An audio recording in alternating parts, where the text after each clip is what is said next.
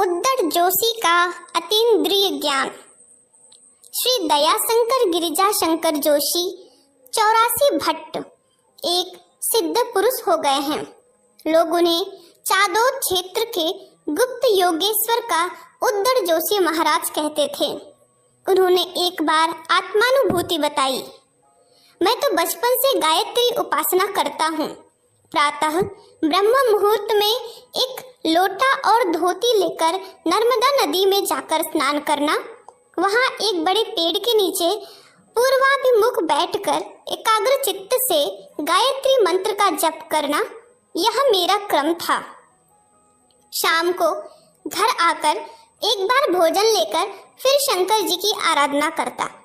मोक्ष की अभिलाषा से मैं समर्थ गुरु की खोज में था।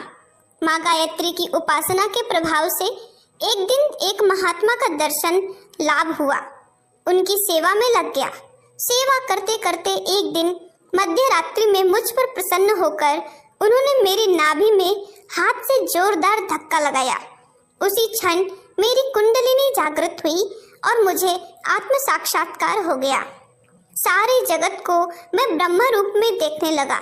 स्थावर जंगम युग में मुझे चैतन्य स्वरूप दिखने लगा। उसी दिन से मुझे रात्रि में समाधि होने लगी।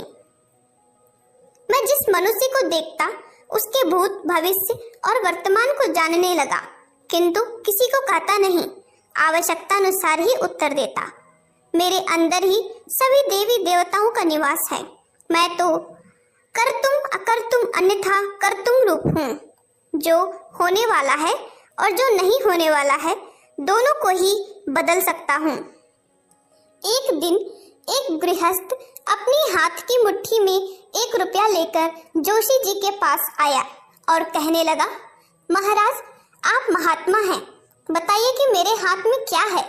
महाराज ने हंसते हंसते कहा, भाई मेरी परीक्षा मत लो। पर वह माना नहीं, अपने आग्रह पर अड़ा रहा। तब महाराज जी ने कहा, तुम्हारी मुट्ठी में जो है वह तुम्हारी चमड़ी के रंग में मिल जाएगा। उस व्यक्ति ने हाथ खोला तो देखा मुट्ठी का रुपया गायब है। उसकी जगह उतना ही बड़ा सफेद दाग पड़ गया है। महाराज जी की एक भक्त एक समय नर्मदा नदी में बाढ़ आने से उसमें डूब गया।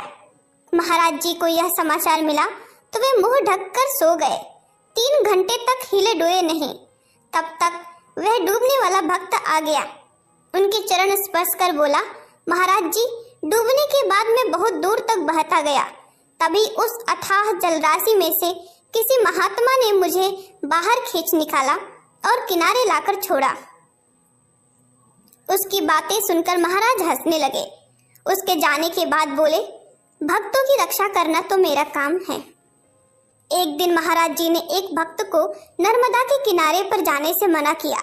उसी दिन उसका सामान नाव से आने वाला था, इसलिए उसको नदी तक जाना पड़ा।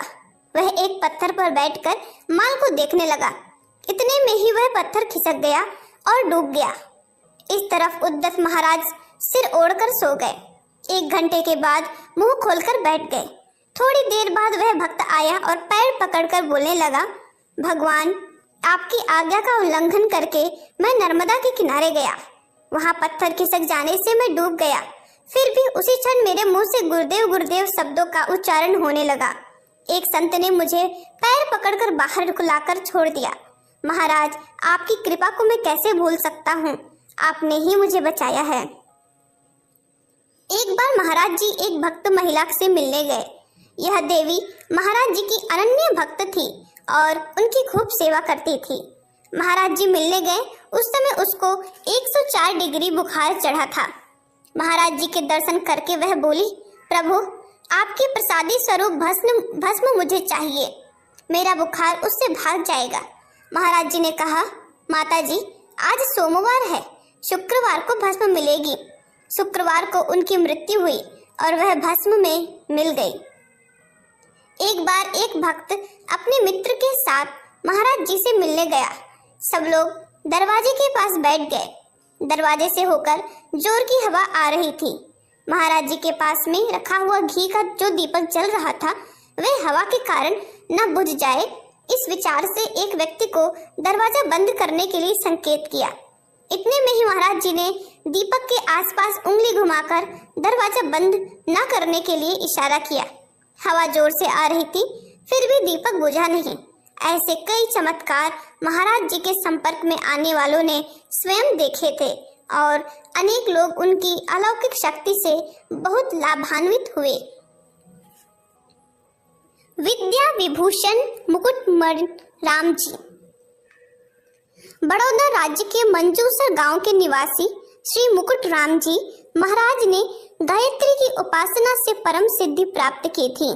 महाराज जी अपने बचपन में ब्रह्म मुहूर्त में उठकर ठंडे पानी से स्नान करके गायत्री का जाप करके बैठ जाते थे। चतुर्मास में रात के 3-4 बजे तक एक ही आसन से जप करते थे। उन्होंने कितने ही पुरस्चरण किए और मरने तक जप और पुरस्चरण का क्रम चलता ही रहा। इस प्रकार की गायत्री साधना से उनको ये अलौकिक सिद्धियां प्राप्त हुई थीं। पहला, विश्व दृष्टि। महाराज अपने गांव में बैठे यूरोप, अमेरिका और जर्मनी की बातें बताते थे।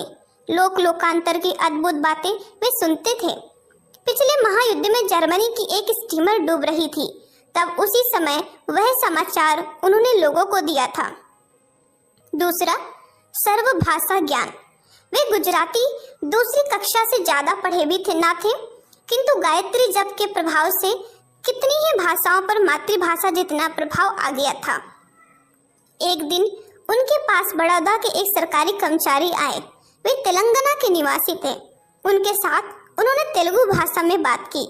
बाद में उसके साथ कन्नड़ में भी बात किए। एक फकीर के साथ फारसी में बात करने लगे। कभी कभी वे अंग्रेजी में बात करते हुए देखे गए। उनका कहना था कि एन ज्ञातेन इदम सर्व विज्ञातम भवति। गायत्री को जान लेने से और कुछ अज्ञात नहीं रहता। तीसरा, अगाध शास्त्र ज्ञान से वे संपन्न थे। चौथा, ज्योतिष ज्ञान। वे कभी ज्योतिष पढ़े नहीं थे, लेकिन पास आने वाले मुंह देखकर भूत, वर्तमान, भविष्य की बातें बताते थे।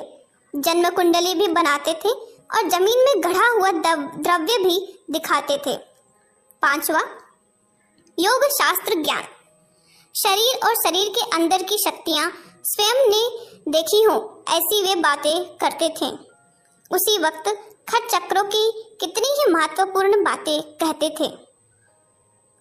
छठवां, वैदिक शास्त्र। आयुर्वेद संबंधी कितनी ही चमत्कारी बातें बतलाते थे। वे कहते कि नक्षत्रों के साथ वनस्पतियों का घनिष्ठ संबंध है। अमुक नक्षत्र में अमुक औषधि वनस्पति को अमुक विधि के साथ लिया जाए तो अमुक प्रकार के रोग वाले मनुष्य को निश्चित रोग से मुक्ति मिलेगी। इसी तरह अमुक अमुक औषधियों से अमुक अमुक रोग निश्चित रूप से ठीक हो जाते हैं। सातवां, मंत्र शास्त्र सिद्धि। मंत्र शास्त्र बहुत गहन विषय है। कौन सा मंत्र कौन सी प्रकृति के व्यक्ति को दिया जाए तो उसको तुरंत सिद्धि मिले, यह बात मंत्र की आत्मा और व्यक्ति की आत्मा को पहचानने वाली शक्ति से संबद्ध है। उनमें यह शक्ति थी। आठवां, वचन सिद्धि। वचन सिद्धि के कितने ही चमत्कार उन्होंने दिखाए थे। एक बार ब्राह्मण लोग खाने बैठे थे, तभी बारिश शुरू हुई। महाराज ने वर्षा बंद होने को कहा और वह बंद हो गई। तुरंत बुखार उतर जाएगा, ऐसा कहने के साथ ही कितनों के ही बुखार उतर गए थे। कहने मात्र से कई लोगों को संतान प्राप्त हुई। तुमको अब कभी दुख भुगतना नहीं पड़ेगा, ऐसा जिसको भी कहा उसे फिर सुख ही मिला। महाराज जी ने जब जब जो कुछ भी कहा वह अवश्य सिद्ध हुआ। 9वां, अन्य शरीर धारण। अपने शरीर को वैसा ही रखकर उन्होंने कितनी ही बार पर काया प्रवेश किया। एक बार उन्होंने एक मृत व्यक्ति के शरीर में प्रविष्ट होकर ऐसी गुप्त बातें बताईं जिन्हें सुनकर सब लोग ही आश्चर्य में डूब गए। 10वां, परावाड़ी ज्ञान।